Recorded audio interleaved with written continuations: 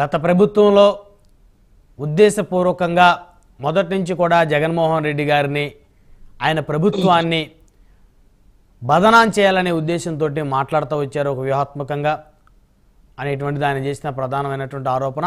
దాంతోపాటు ఇక నుంచి సోషల్ మీడియాలో ముందు తానే పోస్ట్ చేస్తా అన్నారు.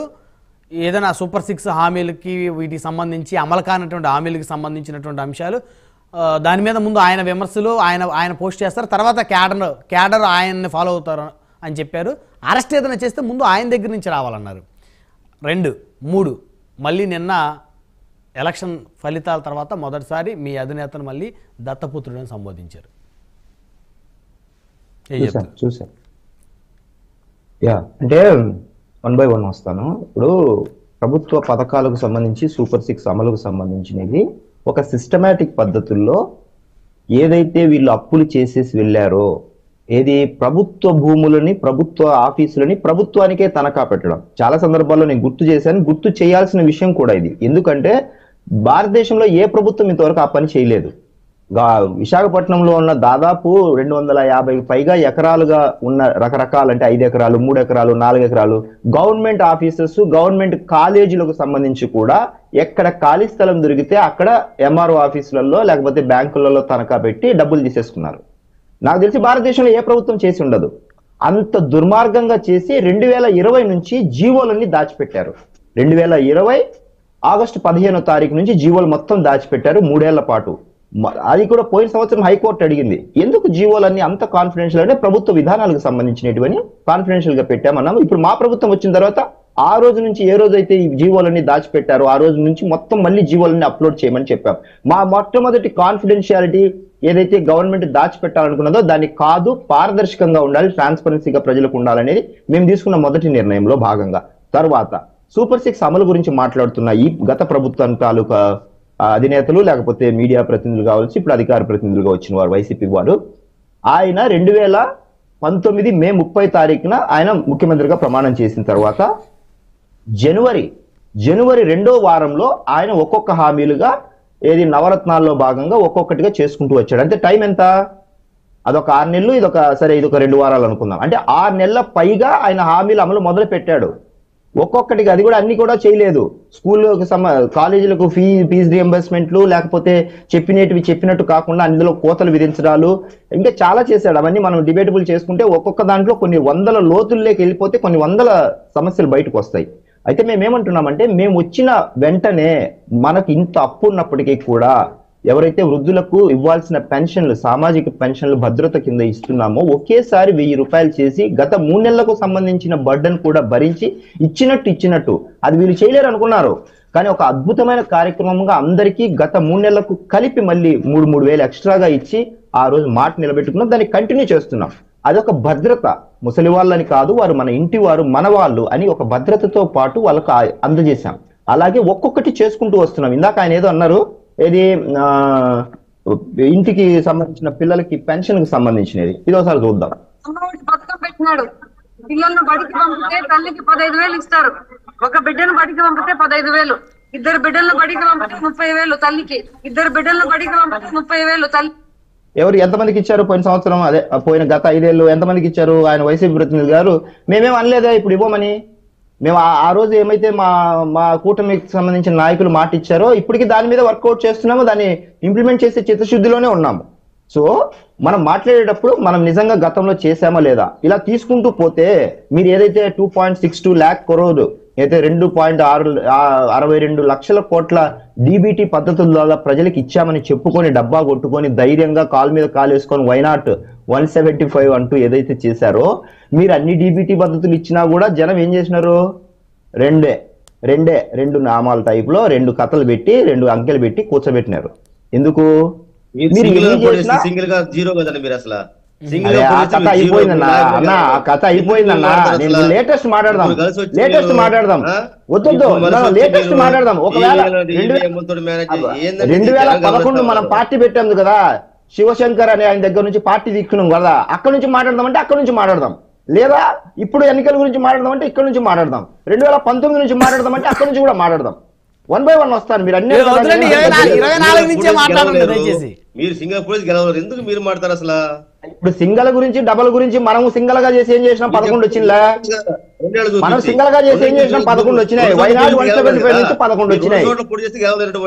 అదే నేను చెప్పేది కూడా. ఇప్పుడు మా గురించి మేము ఈరోజు మన అధికారంలో కూర్చోండి కదా. మరి మీ నాయకుడు తిట్టారు, జనం మ్యాండేట్ గురించి మాట్లాడుతున్నాం మనము. మీరు ఇప్పుడు సూపర్ 6 అమలు గురించి చెప్తాను ఆగితే కదా. అడ్డం పడితే ఎట్లా? అడ్డం పడితే కాదు కదా. మీరు మాట్లాడినప్పుడు నేను డిస్టర్బ్ చేయలేదు కదా.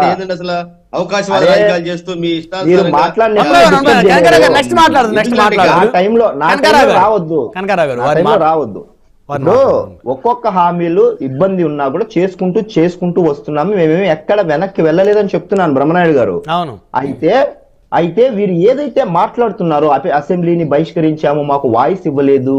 మీకు వాయిస్ మేము ఇవ్వడం కాదని చాలా సార్లు చెప్పాం. ప్రజలు ఇవ్వలేదు మీకు ప్రతిపక్ష హోదా. మేమేం చేయమంటారు? మమ్మల్ని ఏం చేయమంటారు? మీరు వచ్చి ఇప్పుడు కోర్టుకు హీరింగ్ పెట్టుకున్నాడు ఆయన, నాకు ప్రతిపక్ష హోదా కావాలి అని. కోర్టు డిసైడ్ చేస్తే మళ్ళీ 4 వారాలు నిన్ననే పోస్ట్ పోన్ చేసింది ప్రతిపక్ష హోదా ఇవ్వచ్చా లేదా. ఇప్పుడు కోర్టుకి వెళ్లాల్సిన అవసరం ఏముంది? ఇప్పుడు మీరు నిజాయితీగా దమ్ముండే వ్యక్తులుగా ప్రజల పోరాటాలు గతంలో ఏదో ఎన్ని రోజులు 1.5 సంవత్సరం ఏదో అసెంబ్లీని వదిలేసి పారిపోయి పాదయాత్ర చేసుకున్నారు. మన జనం సొమ్ములతో అసెంబ్లీ డబ్బులు, ప్రజలు ఇచ్చిన డబ్బులు జీతాలుగా తీసుకున్నారు, అలవెన్సులు తీసుకున్నారు, హోదాను అనుభవించారు, అన్ని అనుభవించారు, అసెంబ్లీ నుంచి వెళ్ళిపోయినారు. ఇప్పుడు మీకు ఏదో ఒక కారణం కావాలి. మైక్ గురించి కాదు ఇక్కడ సమస్య. ఫేస్ చేయలేడు, అసెంబ్లీని ఫేస్ చేయలేరు. ఎందుకంటే గతం తాలూకు జరిగిన తప్పులకు సంబంధించిన అన్ని లాట్స్ ఆఫ్ ఉన్నాయి, ఊహించలేనంతున్నాయి. ఇప్పుడు ఇందాక మాట్లాడినట్టు ఒక్కొక్కటి చెప్పుకుంటా వస్తాను. ఎందుకు బడ్జెట్ లో పెట్టలేదు అని అన్నారు కదా, చెప్తాను ఒక్కొక్కటి. విద్యుత్ శాఖకు సంబంధించిన PPA ఒప్పందాలు 2014-19 మధ్య జరిగినవి, అవి రద్దు చేయడానికి లేదు. రద్దు చేస్తే పెనాల్టీ కట్టాలి. విద్యుత్ వాడుకుంటే మనకు యూస్ఫుల్ అయ్యేది. ఆ PPA సంబంధించి 2014-19 మధ్య 1.2 lakh crore ఒప్పందాలు జరిగాయి. ఎంత? 1,20,000కు సంబంధించిన ఒప్పందాలు జరిగితే ఈయన వచ్చిన తర్వాత వాటిని రద్దు చేసేయడానికి ట్రై చేస్తే ఒప్పుకోలేదు, అగ్రిమెంట్స్ ఒప్పుకోవన్నారు. కరెంటు వాడుకోకుండా ఎంత కట్టారు తెలుసా? 9,900 కోట్లు కోర్టు చెప్పింది. అది కూడా కట్టమని కోర్టు చెప్పింది. 9,900 కోట్లు ఒక సంస్థకు కట్టింది. తర్వాత వైజాగ్ లోని హిందూజా సంస్థకు సంబంధించి సుప్రీంకోర్టు చెప్పింది వాళ్ళకు డబ్బులు కట్టాల్సిందేంది. సుప్రీంకోర్టు ఎంత చెప్పింది తెలుసా? వాళ్ళకి ఎంత కట్టారు తెలుసా? హిందూజా 1,135 కోట్లు కట్టింది. ఏది? ఒక్క యూనిట్ కూడా వాడుకోకుండా కట్టిన డబ్బులు ఇవి, జనం డబ్బులు. ఇలాంటివి ఇప్పుడు ఇంకా కట్టాల్సి వస్తుంది. ఎందుకు ఈ PPA ఒప్పందాలు గతంలో వాడుకోలేదని అడిగితే వాళ్ళు చెప్పిన కారణాలు ఏంటి? యూనిట్ ధర తక్కువగా దొరుకుతుందని. యూనిట్ ధర ఎక్కడ దొరుకుతుంది తక్కువగా? ప్రభుత్వం దగ్గర ఉన్న సంస్థల దగ్గర తక్కువ దొరుకుతుందా? బయట ప్రైవేట్ దగ్గర తక్కువ దొరుకుతుందా? Simple logic. మన దగ్గర ఉన్న RTPPకి సంబంధించి కానీ, కృష్ణపట్నం పోర్టు phase 2 పనులు కానీ, VTPS phase 5 పనులు కానీ ఇంతవరకు వాటిని ఇంప్లిమెంట్ చేయట్లేదు.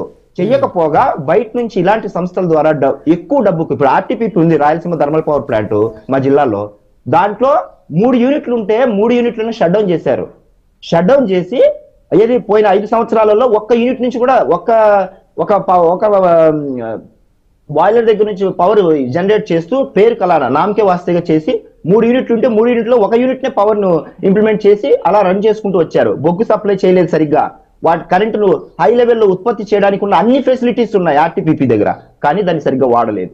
అలా షట్ డౌన్ చేసి పక్కన పెట్టారు. ఇవన్నీ తప్పులు ఉన్నాయి వాళ్ళ దగ్గర, వాళ్ళు ఒప్పుకోలేరు. ఒప్పుకోకపోగా మా మీద వేస్తున్నారు. ఇవన్నీ జనం డబ్బులు కాదా? ఇలాంటివి గత 5 ఏళ్ల పాటు తవ్వి తీస్తే కొన్ని వందలు ఉన్నాయి. అందుకు వాళ్ళు అసెంబ్లీ నుంచి పారిపోతున్నారు. అది విషయము. అయితే ఇప్పుడు ఈ ఒక్క చిన్న విషయంలోనే, కరెంటు కొనే విషయంలోనే ఇంత తప్పులు జరిగితే, నేను చెప్పినట్టు సంక్షేమ పథకాల అమల్లో దోపిడీ, జగనన్న కాలనీలకు సంబంధించినది ఎక్కువ డబ్బులకు పెట్టి కొని ఇక్కడ కాలనీలు కడుతున్నామంటే ఎమ్మెల్యేలు కొనుక్కొని దాన్ని మళ్ళీ తిరిగి ప్రజలకు అమ్మి ఒక్కొక్క ఎకరా 2 లక్షలకు కొని 40 లక్షలకు గవర్నమెంట్ కి అమ్మిన గతంలో తారీఖు ఇవన్నీ తవ్వి తీస్తాం. అది డబ్బంతా ఎవరిది? ఎలాంటి చోటు ఇచ్చారు? చెరువుల్లో ఇస్తారా? చెరువుల్లో కుంటల్లో ఇస్తారా స్థలాలు? ఎలా వెళ్ళి నివాసం ఉంటారు? ఇప్పుడు ఆ చెరువులు కుంటలన్నీ ఎలా ఉన్నాయి వెళ్ళి చూడండి, అన్ని మునిగిపోతాయి ఆటోమేటిక్ గా. అటువంటి చోట ఇచ్చి వీళ్ళు విలువల విశ్వాసం గురించి మాట్లాడుతున్నారు. వీళ్ళు చేసిన అరాచక అక్రమాలకు మేము కాదు, ప్రజలు 11 ఇచ్చారు. అయినా DBT పద్ధతుల్లో మేము 2,60,000 కోట్లు ఇస్తే ప్రజలు మాకు ఓట్లు వేయలేదని ఆయన ఏడుస్తున్నాడు. మరి ఎందుకు ఇవ్వలేదు? జనం ఎందుకు ఇవ్వలేదు అంటే మీ యొక్క పరిపాలన అంత DBT పద్ధతుల్లో జనానికి డైరెక్ట్ గా డబ్బులు ఇచ్చినా కూడా ప్రజలకు భద్రత లేదు. ఆ ఒక్క ముఖ్యమైన కారణంతోనే మీకు 11. మీ యొక్క అరాచక పాలనలో సొంత బాబాయినికి హత్య చేసిన హంతకుల పక్కన నిలబడితే ఇద్దరు చెల్లెళ్ళు తల్లి బయటకు వచ్చి మీ యొక్క అవినీతిని, అక్రమాలను, దుర్మార్గాలను బయట పెట్టినందుకు 11 ప్రజలే ఆలోచించారు. అమ్మో, సొంత కుటుంబ సభ్యుల్ని వీళ్ళు స్పేర్ చేయలేదు, మనమెంత ఆఫ్టర్ ఆల్ అని. ఎందుకంటే మీరు అసలు మీకు సొంత నిర్మాణాలు లేవు, మీకు అసలు మిమ్మల్ని విశ్వసించే పరిస్థితి లేదు. అసలు రాజకీయాలు మళ్ళా మొదలుకు వచ్చినారు అన్న అడ్డదిడ్డంగా కాదన్న మాట్లాడాల్సింది. నేను అన్ని పేపర్ మాట్లాడుతున్నాను, నేను మొత్తం పేపర్ సాక్ష్యాధారాలతో మాట్లాడుతున్నానన్నా, సాక్ష్యాధారాలతో మాట్లాడుతున్నాను నేను. మీకు దమ్ముంటే మళ్ళా దమ్ముకు వచ్చేసినాడు అన్న. దమ్ముకు రావద్దు కాబట్టి మాట్లాడే అవకాశం మనకు దమ్ముండబట్టే 11, ప్రతిపక్ష ఈ రోజు మనకు దమ్ముండబట్టే 11 పార్టీ వైఎస్ఆర్ కాంగ్రెస్ పార్టీ దమ్ముండబట్టే 11 చెప్పండి. కనకారావు గారు అసెంబ్లీకి వెళ్ళొచ్చు కదా, మనకు దమ్ముండబట్టే కనకారావు గారు అసెంబ్లీకి వెళ్ళొచ్చు కదా, మరి 11 మంది ఎమ్మెల్యేలు అసెంబ్లీకి వెళ్ళి వచ్చాయి.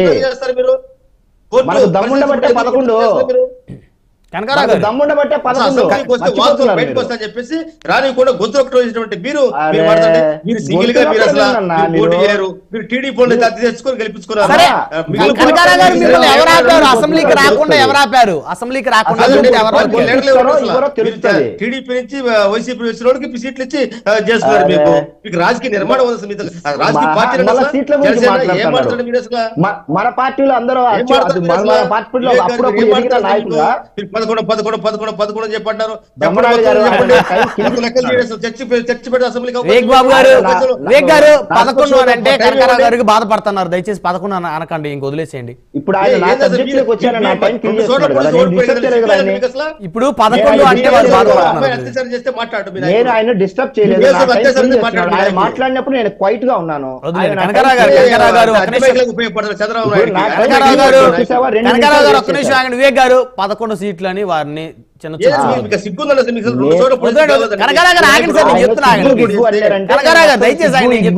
మొత్తం అన్ని కూర్చోబెడతా. సిగ్గు ఎగ్గు గురించి వద్దండి, అసలు ఆ భాష వద్దండి, ఆ భాష వద్దండి, ఆ భాషలే వద్దు, దయచేసి ఆగండి. ఏమంటే వివేక్ గారు 11 సీట్లు వచ్చినాయి అని వారిని చిన్న చూపు చూసి ఆయన మాట్లాడే టైంలో నేను మాట్లాడండి. కనకారావు గారు సమయం తక్కువ ఉంది, ఆగండి. వివేక్ గారు కూర్చున్నాను నేను. మీరు ఇస్తాను సార్, మీరు వాళ్ళ మధ్యలో అడ్డుపడితే ఎట్లా? ఇప్పుడు నేను కూడా ఏం చెప్తున్నాను, 11 సీట్లని చిన్న చూపు చూడొద్దనే చెప్తున్నా. గోడలు బళ్ళు అవుతాయి, బళ్ళు ఓడలు అవుతాయి, ఏముంది సార్? బ్రహ్మనాయుడు గారు మిమ్మల్ని అడుగుతున్నాను. ఒకళ్ళ తర్వాత ఇప్పుడు ఇందాక వివేక్ గారు మాట్లాడారు, అంతకు ముందు అతను టీడీపీలో మాట్లాడాక నాకు టైం ఏంటి తీసుకోండి. నా టైంలో డిస్టర్బ్ చేసినప్పుడు చేయలేను అనుకుంటున్నారా? నేను అడ్డొస్తాను చూద్దరు, మీరు మాట్లాడారు. ఇప్పుడు డిస్టర్బ్ చేశారు కదా, 3 నిమిషాలు డిస్టర్బ్ చేశారు. బ్రహ్మనాయుడు గారు ఒకటే పాయింట్ ఏంటంటే ఇప్పుడు గతం తాలూకు సంబంధించినది మమ్మల్ని నిర్మాణం లేదు, లేకపోతే మాకు ఎన్ని సీట్లు వచ్చాయి, మీరు ఒక పార్టీ మాట్లాడుతున్నారు, ఇవన్నీ ఆలోచించే ప్రజలు మీకు 11 మాకు 164 ఇచ్చినారు. అయిపోయింది, ఎన్నికల ఫలితాలు అయిపోయింది. మళ్ళీ అది ఎత్తిచారు అనుకోండి, మేము ఎత్తుతాం. మీరు కాంగ్రెస్ పార్టీ ఎలా పుట్టింది, వైఎస్పీ అనే పార్టీ ఎక్కడి నుంచి పుట్టింది, ఎలాంటి నాయకులు వచ్చారు, ఎక్కడి నుంచి వచ్చినారు, ఎవరెవరు తండ్రి గారిని ఎవరైతే వైసీపీ మాట్లాడవన్నా అన్న, నిన్నైతే నేను మాట్లాడినాను, నీ టర్మ్ ఇప్పుడు ప్రతిసారి అడ్డొస్తే నేను వదిలిపెట్టాను. సంబంధించిన పార్టీ ఎలా పుట్టింది, ఆ అధినేత ఎక్కడి నుంచి ఎవరెవరిని తెచ్చుకున్నాడు, వాళ్ళ నాన్నని తిట్టిన వాళ్ళందరికీ ఎలాంటి పదవులు ఇచ్చాడు, ఎలాగ వాళ్ళ పార్టీ ఎదిగింది, వాళ్ళ వెనకాల ఉన్న ఏ వర్గాలు ఎలా కొమ్ము కాశాయి, ఎన్నెన్ని సోషల్ మీడియాలు, ఎన్నెన్ని యూట్యూబ్లు, ఎన్నెన్ని మెయిన్ స్ట్రీమ్ మీడియాలు పెట్టుకుంటే ఈరోజు డిజిటల్ కార్పొరేషన్ సంస్థ ద్వారా ఎన్నెన్ని వందల కోట్ల డబ్బులు ప్రతి నెల వాళ్ళకి అకౌంట్లకి ప్రభుత్వం డబ్బు ఒక పార్టీకి ఎలాగైతే వాళ్ళ సాక్షి మీడియాకు ఎలాగ వెళ్ళిందో, అలాగే డిజిటల్ కార్పొరేషన్ ద్వారా నెలకు 63,000 నుంచి ₹1,00,000 జీతాలు ఎలాగిచ్చారో అన్ని వచ్చాయి కదా బయటికి.